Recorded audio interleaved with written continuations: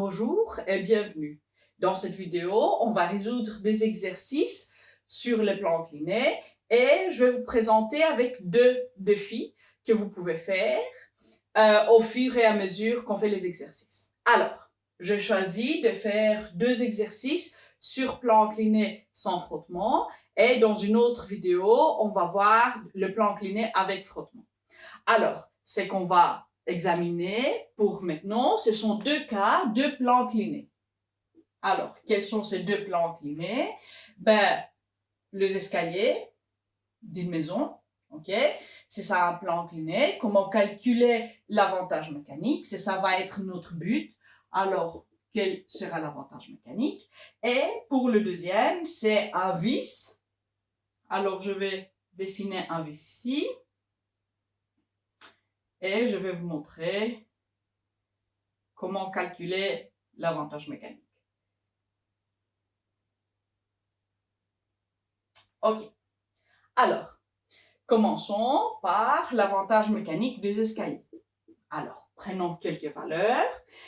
Et avant de commencer à résoudre, votre défi va être d'aller mesurer vos propres escaliers à la maison, soit si c'est une maison ou si c'est un appartement, peut-être à l'entrée ou voilà, des escaliers, peu importe, un escabeau ou voilà, ce que vous voulez.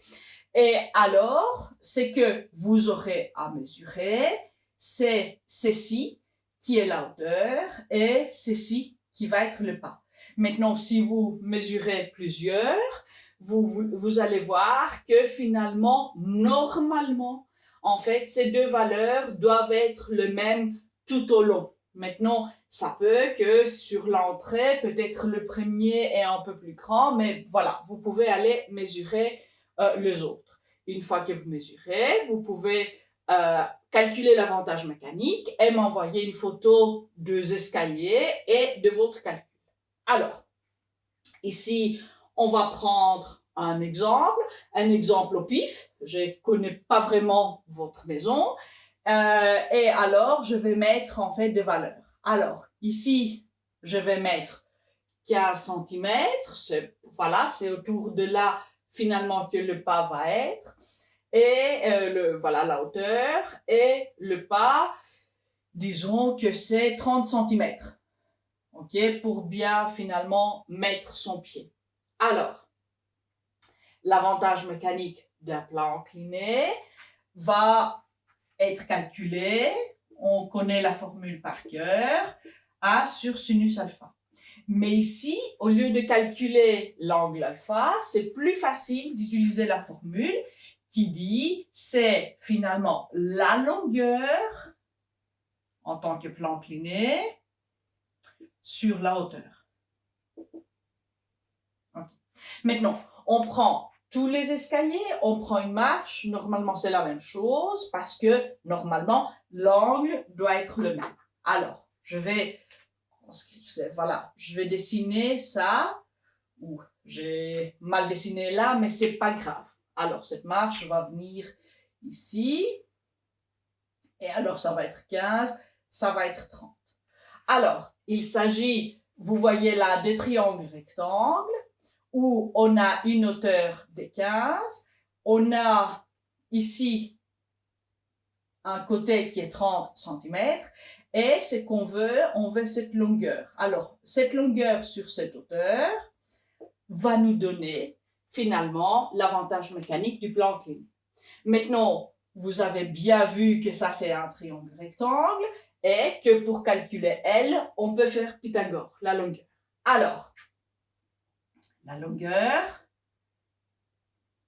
au carré va être égale à la hauteur au carré plus le pas au carré. Alors, la longueur va être la racine carrée de la hauteur qui est 15 au carré plus le pas qui est 30 au carré. Alors, donc pour la calculette, on allume. On fait 15 au carré plus 30 au carré est égal, et ça sous racine qui va nous donner 33,54 cm.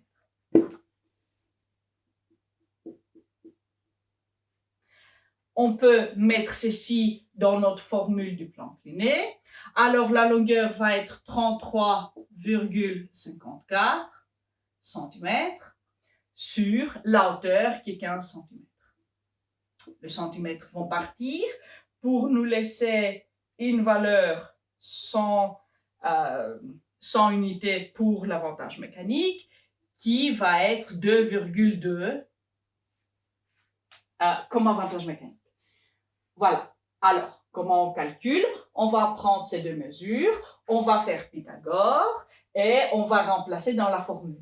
Évidemment, de la hauteur et voilà, ici, les côtés adjacents finalement, vous pouvez aussi calculer l'angle alpha à travers sa tangente et puis faire la formule sur sinus alpha.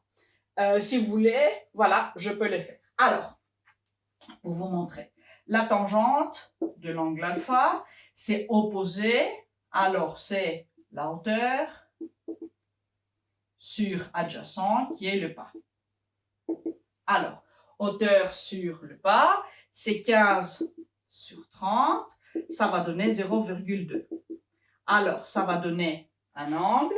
Vous faites arc tangente de 0,5 et ça va donner un angle de 26,57 degrés. Si vous faites sinus de ceci, et puis vous inversez, vous allez voir que, alors, 1 sur sinus alpha, qui est l'avantage mécanique, va être 2,2, exactement la même valeur qu'on a calculée avant. Voilà. Voici les deux façons que vous pouvez utiliser pour calculer l'avantage mécanique de votre escalier à la maison. Ok. Alors, une fois ça réglé, on va regarder ce qui se passe avec le vis. Et on va arriver à un deuxième défi. Alors, voilà, j'efface pour faire de la place.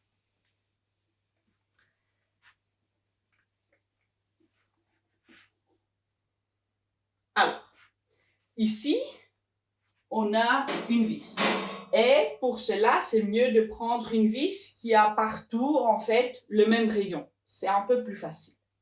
Alors, c'est qu'on a ici, en fait, les graduations. Si on ouvre finalement cette vis, si on roule cette vis, ce qu'on verra, c'est qu'on aura toutes ces graduations vont faire la longueur de notre plan incliné. Et ici, ça va être la hauteur. Alors là, j'ai exagéré un tout petit peu, mais c'est pas grave. Alors, comme avant, l'avantage mécanique va être la longueur sur la hauteur.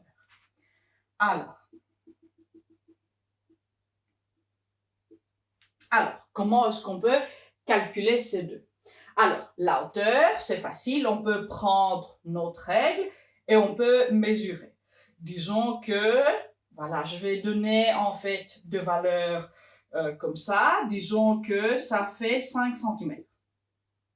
Voilà, on a un vis de 5 cm. Et disons que ici, on a un diamètre de 0,8 cm. Voilà, parce que comme c'est rond. Alors, comment calculer en fait les différentes choses?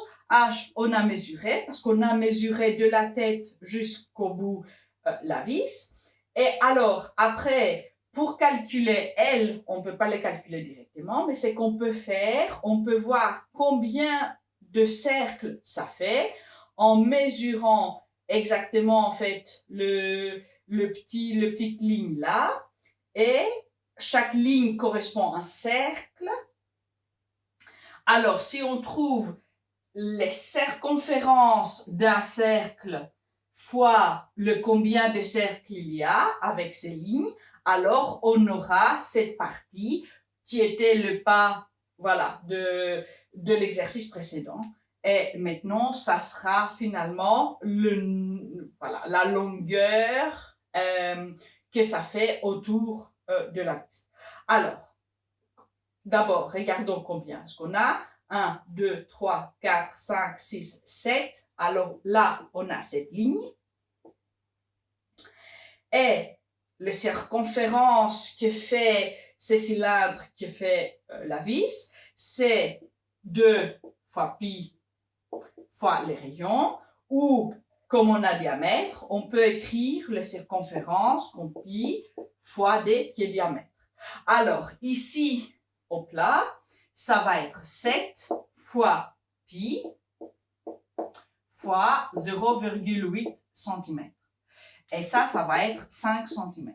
Maintenant, vous pouvez faire Pythagore comme on a fait juste avant, et ça serait le plus correct. Mais pour le vis, pour la plupart des vis, les lignes sont si près que finalement, en fait, si vous faites la longueur, ça va être bon. C'est pas une très très grande différence. Mais ici, on va le faire correctement. On va calculer exactement ceci. Et puis, on va faire Pythagore pour calculer la longueur et la mettre dans la formule. Alors, pour calculette, pour cette longueur-là, pour ces côtés du triangle rectangle, on a 7 fois pi fois 0,8. Et alors, ça va faire 17,59. Vous voyez que la différence est très très grande. Hein? On a vraiment une hauteur de 5 cm pour une longueur de 17,59. C'est pour ça finalement qu'on utilise les vis, parce que le chemin est si long qu'on a à mettre vraiment une toute petite force. Alors, L au carré, d'accord, ça va être la hauteur au carré plus cette longueur au carré qui va être 17,59 au carré. Alors, la longueur va être la racine carrée. 5 au carré va faire 25 plus 17,59 au carré, ça fait 309,41. À ça, je vais additionner le 25 et je vais faire la racine carrée et qui va être de 18,29 cm. Alors, en faisant Pythagore, on a trouvé que ceci est un peu plus long. Évidemment, en fait, l'hypoténuse est plus longue que les deux autres côtés et c'est de 18,29 cm. On peut mettre ça dans notre formule pour l'avantage mécanique. Et alors, on fait la longueur qu'on vient de calculer, 18,29 sur la hauteur qui est 5, c'est centimètre par centimètre. Les centimètres vont partir. Alors, on a 3,66 qui est l'avantage mécanique, qui est plus grand que ce qu'on avait calculé pour les escaliers. Alors, votre défi, si vous voulez le faire, vous prenez à la maison une vis, vous prenez une photo de la vis, vous mesurez le diamètre, là, avec votre latte, vous mesurez la hauteur et vous faites les calculs avec Pythagore et vous me l'envoyez. Alors, un petit rappel, chaque défi compte pour un point bonus en fait sur le devoir. Quand vous récoltez 5 points défi, vous avez un point extra à votre bulletin. Alors ça vaut la peine, ok? Il y a des personnes qui sont presque là. Voilà, j'adore recevoir vos mails et continuez. Bon, alors, je vous dis au revoir pour maintenant et pour une autre vidéo pour des exercices extra. Yeah!